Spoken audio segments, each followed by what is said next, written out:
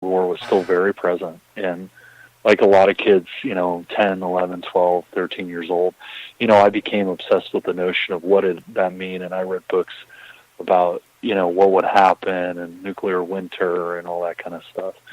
And, I think, I want to say, it's like you have 13 minutes from the time you're alerted.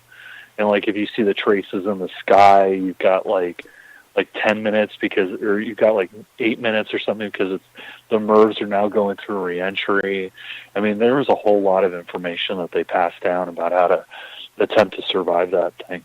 But, to me personally, like every time I ever thought about what it would be like to survive, because I get asked that question a lot, because of the alternative 3 thing. It's like, if there was an apocalypse, what would you do? And I remember when I was young, I thought to myself, I'm going to survive this. I'm going to survive this. I'm going to survive this. And then I watched Damnation Alley with George Papard and Jan Michael Vincent. And I watched that movie. I was like, nope. And so now I have a kind of patent response that if anybody ever asked me what I would do if there was a nuclear war or whatever, I tell them, because I live fairly close to a park, I tell them, you know what? I'd just go out into the park, lay down on the grass and take a nap. Well, it's funny.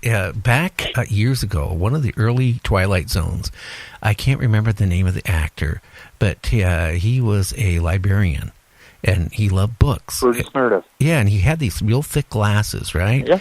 And he was in a vault, and there was a nuclear war. He came out of the vault. He was happy he survived, but then he kind of realized he was the only survivor. But he was okay because he could read books. And then he dropped his glasses and stepped on them and broke them. Glasses. Yeah. So then That's true. Yeah. That'd be pure torture. It would be. It would be absolute pure unadulterated torture. And then you read books like Earth Abides, and it's like Earth Abides is it's more of a like a pandemic kind of thing. And it was written by a guy who lived where I live. And some of the scenery of the book is places that I know, that I've been. And so it has a connection to me in that way. I read it when I was in high school. But it's like, over time, once something like that happens, over time, all these comforts that we are surrounded by, they decay and they go away. And the people that know how to maintain them die off. And what ends up happening, I think, is that you'd end up going back into the Stone Age. And then from the Stone Age, you're going to rediscover things like fire, and you're going to rediscover, bronze and metal. And, it just doesn't sound very pleasant. Well, just like I was mentioning on my show here recently about the Sphinx, that, they did some more research on the back of it because of the scarring of it. They came to conclusion it was underwater, and then they came to conclusion it was underwater from the ocean. And then they started saying, well, if that's the case, that's before, humans came. So that kind of throws everything out to, like, where did we come from? And then you go, back to the prehistoric days, and even in the Indians, in our own country, drawings of, like, men with helmets on and flying with some type of contraption, in the sky. Right. It tells me, I think we've been visited so many times, all through this. And maybe we're not even humans at all from this earth. I think maybe we could have just, been brought here and, started a population on this planet from an alien species. I don't know. I don't know how you feel about that, Michael. Well, yeah, I think you're exactly right. I've heard of the scenario that if you took the amount of time that the hominids have been on the planet, and then you track down the time that modern humans arrived, modern humans have only been here for like a very short period of time compared to the native stock on the planet. So there wasn't this slow, gradual evolution like they were talking about. And of course, the missing link has never been found. Kind of lends you to believe that there was some kind of tweaking that happened. Well, it's interesting you guys bring that up because I actually studied anthropology, and I studied human evolution, And what you see is a very clear line of development, that it's linear. But the problem is that the problem I always had is that there are moments where you see massive technological evolution, and with going from one group to another. And the way that we were always taught is that this idea that it's a straight line is incorrect. That what it is, actually, it's more like a tree with branches. And you have these kind of like parallel lines to each other. So, for example, the Neanderthals coexisted at one point with the Cro-Magnon. And they both coexisted simultaneously. And there's some evidence that they actually interbreeded. But you see these kind of parallel lines between, say, Homo habilis and Homo erectus, or Homo habilis and whatever. And but the problem I always had with it is not so much that we're all like cousins to each other.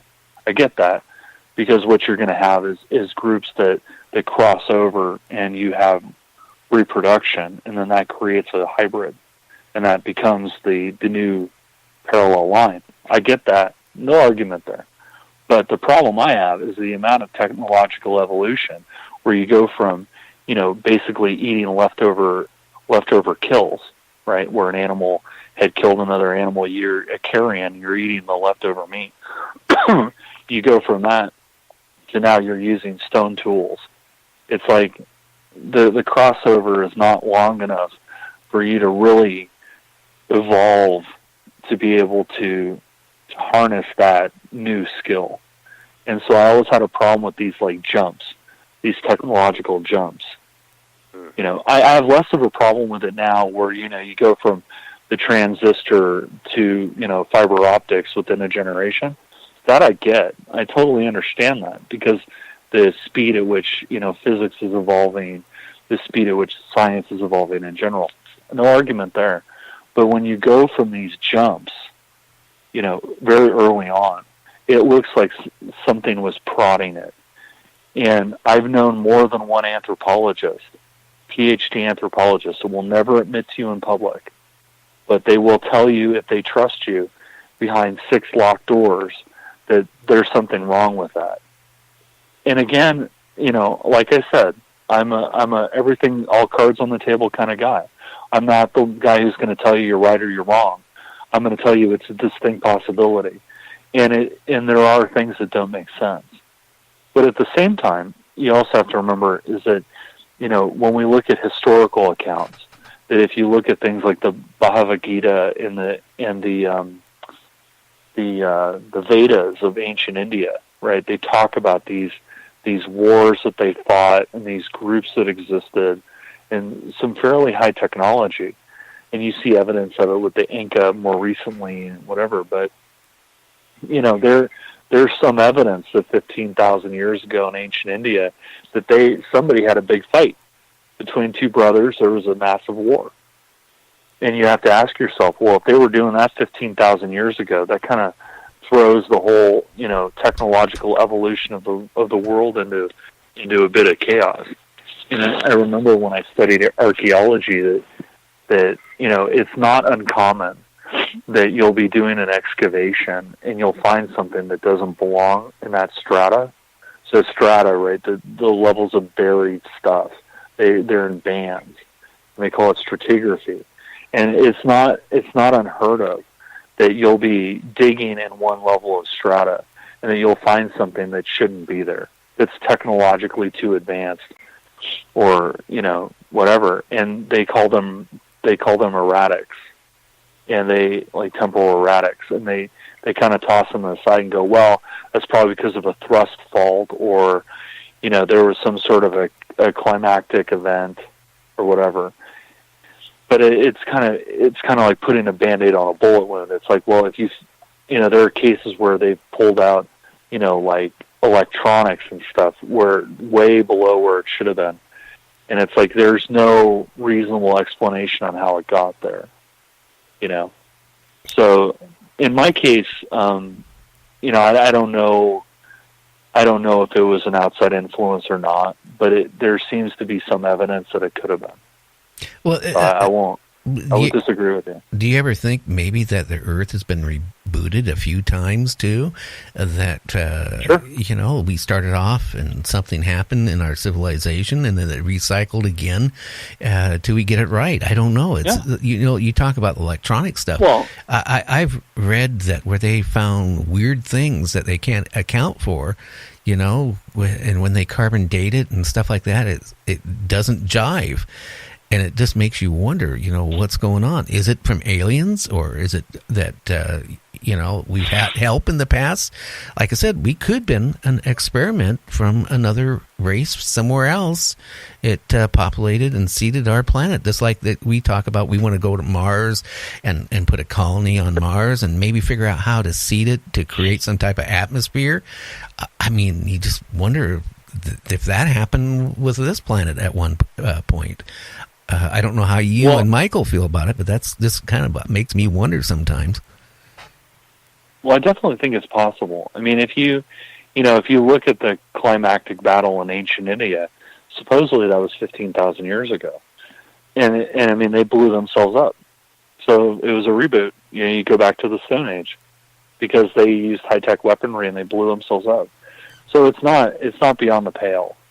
I mean, it's totally possible that's happened a number of times. I also, I've always been fascinated by the notion of Atlantis and Lemuria and all that. And again, you've got high-tech civilizations that have catastrophic problems, and elements of those civilizations survive in some capacity, and they try to pass some of that technological knowledge on to other people that they find. And it doesn't work out because the delta between the two is too high, and so it doesn't take, and then it's lost to time. So I totally buy that. Yeah, but that makes me nervous when I think about that, because I think we're probably on the verge of being extinct as a human race at this rate. I mean, we can't go on the way it's going on without something, eventually happening. Either we kill ourselves off and we force ourselves into an ice age. I mean, let's face it. China, for example, they use such toxic materials, and they're dumping that in the atmosphere every day. I mean, you go buy a bicycle, you go buy anything, it has paint on it. The paint, you know what? We in this country here, you go buy something, right? It's painted, right? But the paint is not anywhere as durable as what is used in China, for example, because hey, they don't have laws against toxicity. So I mean, the paint can be really harder, more durable, but it's really toxic. At least what it puts out. There are a number of people. Well, there are a number of people that believe we're in the sixth extinction. That there have been 5 previous mass extinctions, and then we're heading toward the 6th, and we're heading ourselves there.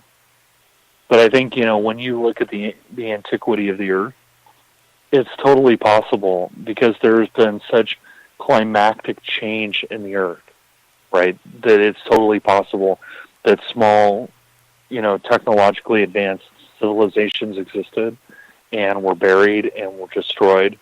It's very rare that you find something intact. Like there's we focus on Pompeii, right? Everybody knows the story of Pompeii. Vesuvius exploded, and pyroclastic flow and overran Pompeii, and you go visit it. It's a bunch of ruins and whatever.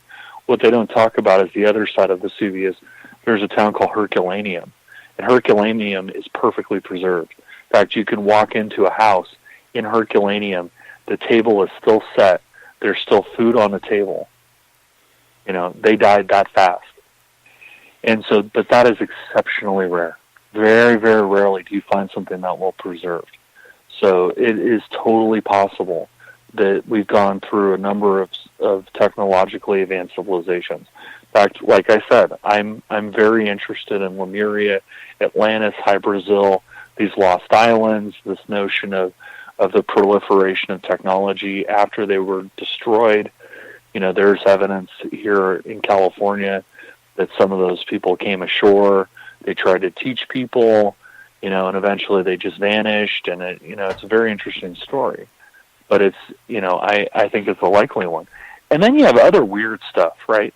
Where